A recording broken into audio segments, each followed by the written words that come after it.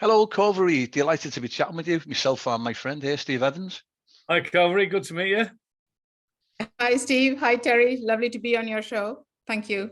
Excellent. So you're in Ireland, and how is the weather today? And have you had a good afternoon watching the football? Yeah, great afternoon watching the football. And, just 2 seconds ago, I just took the dog out quickly, before the meeting. And I'm telling you, it's absolutely balmy outside. It's 11, I think it's about 11 degrees. So that's, for us, nearly a 15-degree of a change. Wow. That's warm. Yeah, so it is unbelievably warm outside. Yeah, it's gone up about 5 or 6 degrees here from what it's been over the last few days, and it's wet and rainy now. So yeah, at least it's not icy. That's the main thing. But it's this weather is extreme, as you say. It's really strange. Nuts. Yeah, nuts. And you quite like this because you're now living in Ireland, but you lived in India where it was probably hot all the time, was it? Yeah, and actually, it's such a fallacy, because just like people here, even though it's cold, people never get used to the cold. I think, if you're growing up in India, you're growing up in the heat, but you never really get used to the heat. Oh. Just as much as people here moan about the cold, people there moan about the heat. So, I mean, I absolutely love the Irish weather. As long as it's dryish, it's okay. So you moved over some 33 years ago. On Valentine's Day as well. That's a massive relocation as well. Was that? Yeah. That was. What was the significance behind Valentine's Day, or was it just coincidental? And absolutely, totally coincidental. I wouldn't add any extra drama to that. It's just totally a coincidence that I arrived on Valentine's Day, 1987. Right, long time ago. And I came straight from India to a very, very small town in Ireland called Sligo in the north of Ireland. Oh, I stayed there as a child, as a 10-year-old. Beautiful place with the river running through it. That's right. My God, I can't believe. What took you there, Terry? Was it your family or? Yeah, my uncle. I went with my uncle. I used to babysit his children. I was about 10. His children were like 2 and 3. And his wife, her parents had a farm in Sligo. So I went over there with them and spent half my time just sitting in this beautiful river. And amazed at people saying hello to me as a stranger as they walk past, how friendly it was. Oh my God, I had the exact same experience ourselves, We actually lived in a house that backed onto the river. Oh yeah. It was I wonder whether it was even the same estate. It was called Carton Point.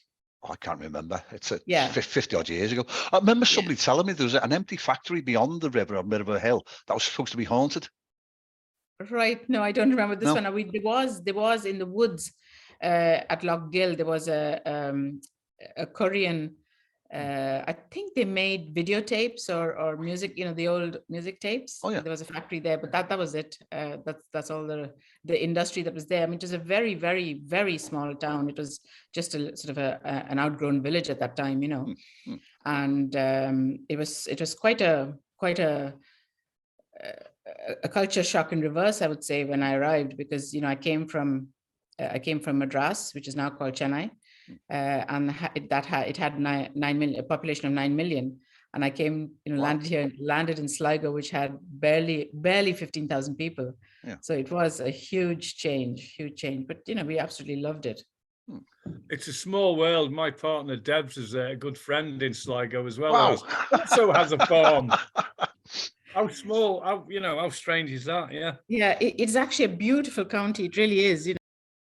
Can we ask you about your hobbies, Cauvery? Besides writing historical fiction, do you have any hobbies? Maybe thinking of cookery recipes as you put the ball on a freshly mowed green on a golf course? Yeah, I mean, I wouldn't even call golf a hobby. It's a passion, really. Yeah. And I came to it very late in life, only 7 years ago. So I was I just turned, I'd barely turned 53, because I'm 60 now. And so I started playing golf, about 7 years ago, and totally purely by accident, because I'd held off for a good few years, saying, it was like, you have these notions that golf is a very snobby sport, and it's anything but. When once you start playing, it's anything but, because there's people from every walks of life and every kind of age that come to play golf. And it's just brought so much into my life, so many fantastic friends, and I've traveled, and it's great. Yeah, I love it. Terry tells me you have an excellent website, and he never got to tell me everything. But apparently there's an excellent recipe section in there. I haven't had a chance to have a look myself. Tell us a little bit about that. Looks delicious. Yeah, actually, I love food, and I love cooking. And that actually would be my hobby. I would, if somebody asked me, gardening and cooking would be my hobbies. And no, I love cooking, and my mother's a very good cook, and sort of got that from her. So yeah, yeah, you'll definitely find some nice recipes on my website. The pictures on there are excellent. The images, the one in particular, I like the fresh coriander and mushroom burger. Yes. Yeah, I can't tell you, once you've eaten a spiced burger with with fresh coriander, some little bit of mushrooms, finely chopped green chilies, a bit of red onion chopped fine. Yeah. Oh, you'll never go back to eating a regular burger again. Yeah, and actually, it's not an Indianized. Well, I suppose it is an Indianized style burger, but I would even put a slice of brie into it. Yeah, so it can be really quite tasty. Are you also working on a cookery book as well, then, as well as your other projects? No,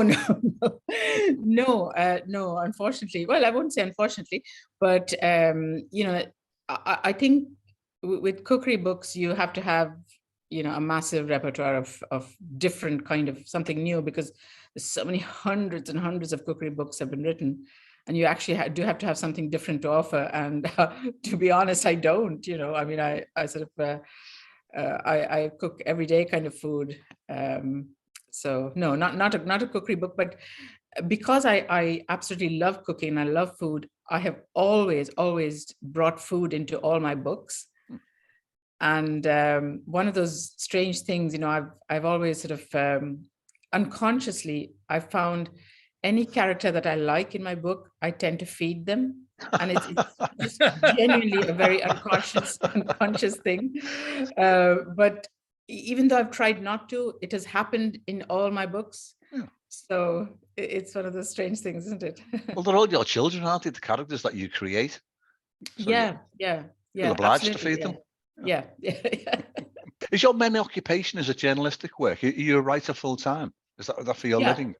Yeah. Well, you don't make much of a living out of writing, I can tell you that, so I'm very glad I'm married to my patron.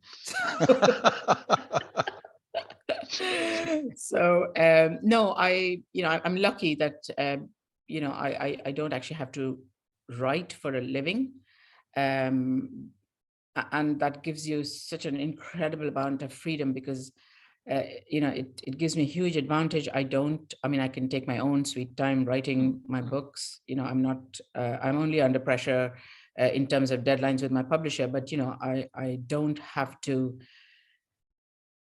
Well, just to be frank, I don't have to worry about money, because I'm not the earner.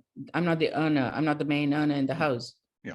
So that frees me up a huge deal. And it doesn't mean that we're swimming in funds. It just means that me personally, that's not my main, that's not my main thing. And so that it really frees me up to be able to write what I want and how I please. Okay. You do write though for the Irish Times, do you, and other local journals in Ireland? Yeah, I do on and off, Steve. I'm sort of not. I had a column 7 years ago. A few years ago, I wrote a column which lasted 7 years. I wrote a Saturday column for 7 years with the Evening Herald, and I did do a good bit of feature writing and op-eds and stuff for our papers in Ireland. And then I took a back step, because I wanted to really concentrate on The Tainted. And the trouble with not the trouble, but the whole issue with writing op-eds is that in order to have an opinion, you have to read. You have to read all the current stuff, what's going on. So if I had to write an op-ed for a Saturday column, I had to read the whole of the week. From Sunday till Wednesday, I had to read.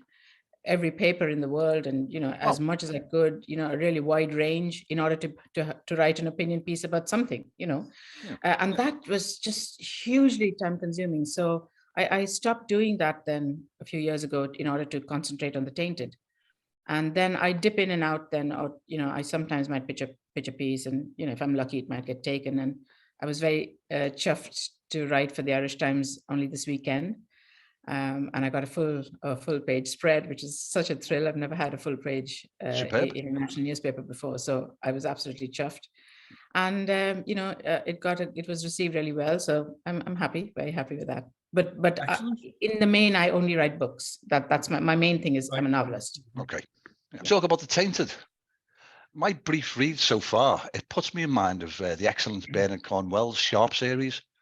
It's sort of down-to-earth characters, salty language as it's spoken amongst the troops. Yeah. And to me, it looks absolutely compelling. There's a particular couple of lines on the first chapter that sort of caught my eye, and it sets out the conflict, which is essential for fiction. I'll just read these couple of lines. It's where Sergeant Logan and Private Flaherty, they're in a cemetery in India. Yeah. They've recently arrived there. And Tom's saying to Private Flaherty, cocky as always, look around, Flaherty. There are many ways to die in India. If the heat doesn't kill you, it could be cholera or consumption. And if you keep those at bay, you go to your maker from the bite of a mosquito, a dog, or quicker still, a snake. Sounds a very hazardous place to be for a soldier back in 1920. And it absolutely was, because people died of those kind of things more than actual combat or, actual conflict. You were definitely more likely to die of malaria than anything else, or cholera. Yeah. So yes, it was a huge, in the process of writing that book, of writing The Tainted, Derry, I actually visited many cemeteries in India. Oh yeah. Military cemeteries in India, and it was just some of the saddest inscriptions. Very young soldiers and very young children, dying of that kind of stuff. So dysentery as well. Yeah, dysentery was a huge thing. Yeah, absolutely. So. Yeah, I was very lucky, because the book has a military background. I was very lucky that I'm a military child. I'm an army brat, as they would, people tend to call themselves. Yeah. So was Steve. Are you, Steve? Are you one as well? Okay. So if you're born into an army family, the life in the barracks, the life in a cantonment, in a garrison town. It's indelible. It never leaves your brain. And I grew up as an army officer's daughter, and my father was, his regiment moved from, one part of India to another part of India, with 2 days' notice. So, I grew up in garrison towns, and so I had that advantage, of I didn't have to do too much of. How would I put it? Some of the research was already in me, and then of course I did go back to India several times, and to look at this particular town where the book is set, to look at the flora and the fauna of that area, the mountainous region that it's set in. So what happened was, this book is based on a real incident. There was this very famous Irish regiment called the Connacht Rangers, and they were, they had a fantastic, a glorious 350-year history of valor and courage, and they had served the British Crown in every corner of the globe.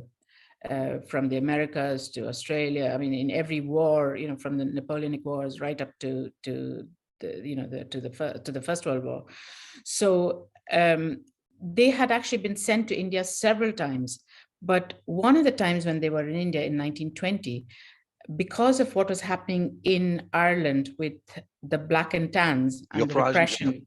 The Irish Catholic soldiers in the regiment, and they were the majority, the majority of the soldiers were Irish Catholic, while the officers would have been Anglo-Irish or English Protestants. So the Catholic soldiers mutinied in India, and that mutiny very, very quickly quelled, because the Crown knew that if that mutiny spread to other Irish regiments, there was a huge danger to their control of India, because there were so many Irish regiments and so many Irish soldiers in those regiments. So the mutiny was crushed very, very quickly. So I decided to write about the mutiny. But when I started writing the book and researching the book, I actually realized that the bigger story was the fact that, there was a whole group of people who in India were called the Anglo-Indians, and during the Raj would have been called Eurasians. These were children. They were progeny of mainly soldiers, who had liaisons with local women. Yeah. Some of them would have been very loving relationships, but that could never have been, solemnized or, made official. Yeah. And I mean, like thousands upon thousands, hundred thousands of these children were left behind in India. Yeah. And so I realized then that actually the bigger story was that, in the fact that there were so many children whose Irish fathers, who had Irish fathers. So, my story took a slightly different tack. And The Tainted is then divided, the book is divided between 1920s with the mutiny, and then it's also set in the 1980s with, the descendants of what happened, of the people who took part in the mutiny. Okay. Are these the Tainted, were they low down then in the Indian caste system? Yes, the Tainted, the title of the book refers actually to three groups of people, not just the Anglo-Indians, not just the Eurasians or the mixed race children and people in India. So yes, they were very much looked down upon because of their mixed blood. Yeah. So that was one group of people. Then the other group of people were actually the Irish Catholic soldiers, who were tainted because they took the king's shilling, they served the crown. Yeah. So that was the second group. And then the third group of people were actually the Anglo-Irish, yeah, who basically ruled Ireland, who controlled Ireland for the crown, and who were never English enough for the English, and they were never Irish enough for the Irish. So the Anglo-Irish were also tainted by their association. So, so the Tainted in the title refers to these three groups of people, not just the mixed race Indians. Many layered. That sounds sounds quite compelling. And that actually, I never intended to write about three separate groups of people who had very similar issues. But that's how the book evolved. I started writing about the mutiny, and then I kind of got diverted. Within the first three chapters, I realized, there's another story to be told, and I just kind of went down a slightly different route, though the book still remains about the mutiny. It sounds like the period that you cover, and now that you mentioned that there's three separate sort of interwoven tales, this sounds ripe for a series. Are you working on part 2? Oh, Terry, I wish somebody would take it. It would make such a fantastic film or a TV series. It really would, because it's also, apart from everything else, it's a hugely hidden history. The story of Ireland and the Irish in India is 300 years old. Like, there's a massive connection between the two countries, because right from the very start, from the 1600s, when the British first went into India, they, all the sons who would never inherit in Ireland, the second, third, fourth, fifth sons, because of primogeniture, the eldest son inherits. Yeah. Exactly. So the remaining lads, headed off to places like India to make their fortune, or to make some money, to make a living. And so Irish people actually, not just Irish soldiers, it's also it's a little known fact that the civil service exams, for service in India, for civil service in India, were actually held in Belfast and in Dublin and in Cork. Yeah. And Trinity College supplied nearly 30%, I think up to 40% of their engineering graduates went to India. Oh, from Dublin. As part of the Crown service. They constructed the bridges, they made the railways, they electrified when electricity came to India. They did all of that. Yeah. They ran the ports, they ran the police, they ran the tea plantations, the jute, they grew opium. They did everything. They were the second rung. The Irish people were the second rung. Yeah. And they helped the Crown control India. So there's a massive hidden history. I never knew. Yep. Yeah, massive, absolutely massive. There was from the medical corps to, like, there were Irish judges. Just name it, and they were there. It was such a revelation for me because, that's not the history that we were taught when I was growing up in India. Because the curriculum that I'm 60 years old, so the curriculum that from 40 years ago or 50 years ago was basically still the British curriculum. Our books were prescribed, whatever was prescribed, when the British were there was almost the exact same that we were using when I was in school. So we were never taught about all of this. And when I started researching the book and started doing my own reading, and actually mainly fiction, that then, I would read books of fiction, then I would go and look it up, and then, it was just amazing. I think it's such a fun. Are you working on the second novel? Is this a part of a trilogy? Do you intend it to be a series of books? No, because no, not at all. No, no. This is a standalone book. Okay. A standalone book. Yeah. But I am working on. I've just signed a 3-book contract. Brilliant. And yes. And so not the one that I'm writing now, because the one that I'm writing now is set entirely in Ireland, in a small village in the southwest of Ireland, in West Cork, called Glengariff. Oh yeah. Do you know it? Just north of Kinsale. I've stayed in Kinsale a few times. Just south. Okay. Yeah. So it's further south and further west, further southwest of Kinsale. Yeah. So the book is set entirely in that village in the 1980s. And but the 2 books after that, I go back to India, and yes, they will be, they both will be, well, one is definitely going to be historic, and the other one is kind of sort of historic. Brilliant. We speak to so many writers who've had lots of rejections from publishers, and they've gone down the self-publishing route. Tell us about your experience with your publishers. Did you find it relatively easy or difficult? Was it a bad experience or a good experience? And I must have been blessed, because I was very lucky. Somebody I knew, a friend of a friend recommended me to my publishers, and I sent off my manuscript, and they liked it, and I did not have an agent. They just signed me on. And they have my publishers are called Hope Road Publishing. They're based in London. Okay. And the publisher's name is Rosemary Hudson. She's absolutely the most dynamic woman I've ever met. She is amazing. Her passion is to publish writers, of color who are writing for mainstream.